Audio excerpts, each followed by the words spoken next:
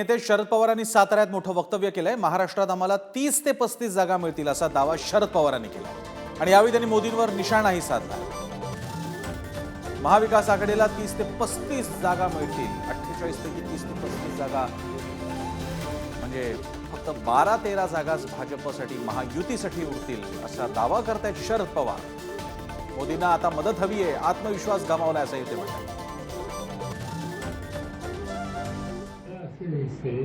मागच्या निवडणुकीला 5 वर्षापूर्वी काँग्रेस पक्षाला 1 जागा मिळाली, आम्हाला 4 जागा मिळाल्या, एक ते उशीर मिळाले, हे सगळे मिळाले, एकंदर 6 जागा निवडणूक पक्षाला मिळाल्या। आत्ता असं दिसतंय की आम्हाला लोकांची संख्या ही 30 ते 35 त्याच्या आसपास जाण्याची शक्यता नाही। बघूया काय होतं।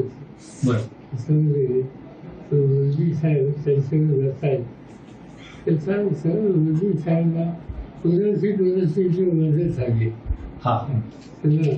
आत्मविश्वास त्यांचा कुठे गेलेला आहे हे याच्यातच असतं। राज ठाकरेंची मदत घेतात मोदी साहेब असं